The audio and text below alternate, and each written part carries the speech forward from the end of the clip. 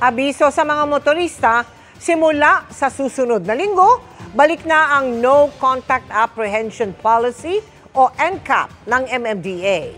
Kung saan-saan yan ipatutupad at kung paano ang magiging proseso, lalo na sa mga mahuhuling lalabag sa batas trapiko, alamin natin sa pagtutok ni Joseph Moro.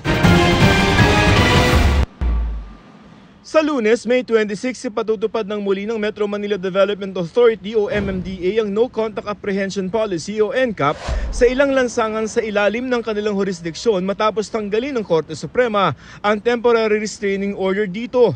Ilan lamang ito sa mga monitor ng MMDA dun sa kanilang mga kamera na gagamitin nila sa NCAP o yung No Contact Apprehension Policy. At isa doon sa mga lugar kung saan merong NCAP na ipatutupad ang MMDA ay sa Commonwealth Avenue sa Quezon City kung saan kitang-kita ng mga kamera ng MMDA, ng mga mata ng MMDA, ang mga traffic violators. Ayon kay MMDA Chairman Romando Artes, bukod sa Commonwealth Avenue, ang ilan pang mga lugar na may NCAP ang MMDA ay sa EDSA, C5, Ortigas, Ross Boulevard at Mabuhay Lanes. Malinaw ang mga CCTV ng MMDA. Pwede ring i-zoom in ang mga ito. Basically, yung mga violations po instead na physically i-apprehend ng ating mga enforcers, ay CCTV cameras na po ang huhuli. Then, ipapadala na lang po namin yung notice of violation sa registered address po nila sa LTO.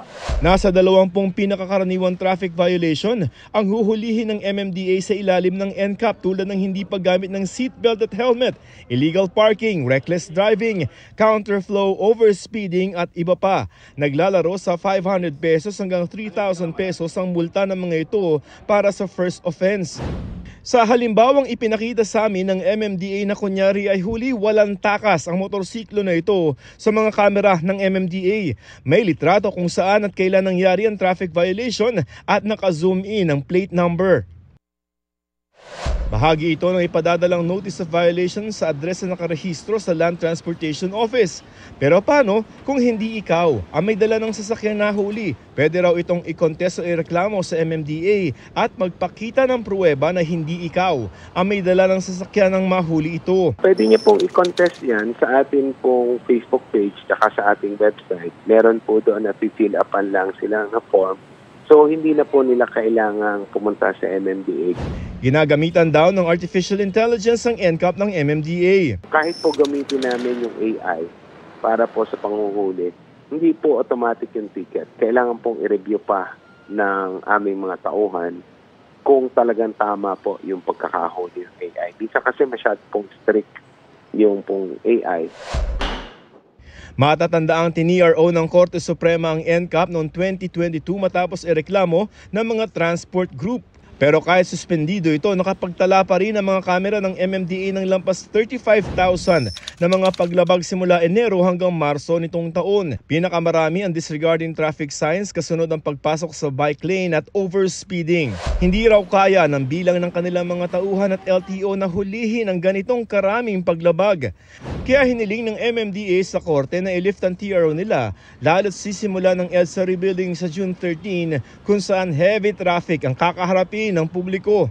Kahit yung no contact apprehension, marami ding problema yan. No? Kailangan ayusin yan. Proseso po ito. It's a step in the right direction. Big victory yan for not just for the government but also for the motorists and the commuters. No? Kasi it will impact a lot yung enforcement ng road safety. Hindi naman sakop ng nilift na TRO ang sariling NCAP ng ilang mga lokal na pamahalaan sa Metro Manila at ibang bahagi ng bansa.